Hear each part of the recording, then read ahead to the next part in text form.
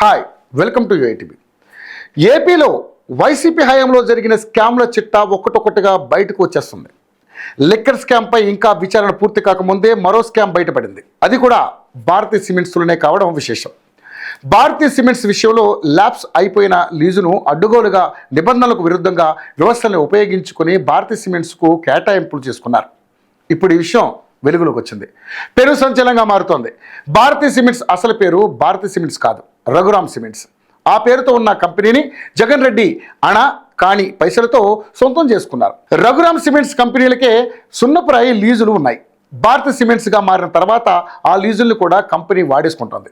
Bharati సిమెంట్స్ను production ప్రారంభం కాకముందు 51% వాటాను 2000 కోట్లకు వికాట్ అనే కంపెనీకి అమ్మేశారు. కానీ ఆ కంపెనీ ఎప్పుడూ ఈ భారతీ సిమెంట్స్ యాజమాన్యాన్ని చూసుకోలేదు.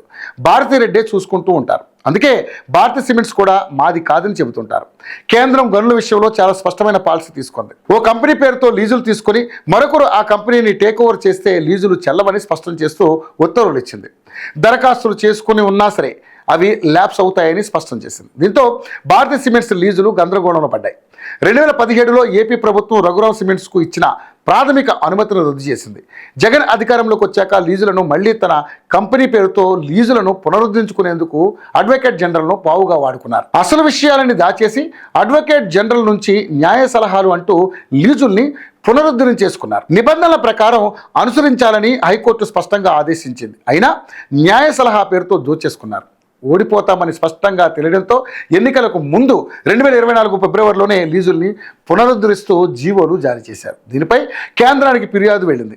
కేంద్రం విచారణ చేయాలని రాష్ట్రానికి లేఖ రాసింది.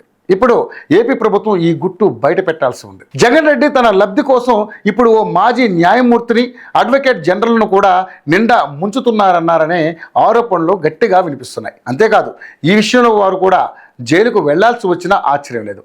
తప్పుడు కుట్రలకు పాల్పడితే ఇలాంటి పరిస్థితి వస్తుందనడంలో ఎలాంటి సందేహం లేదు.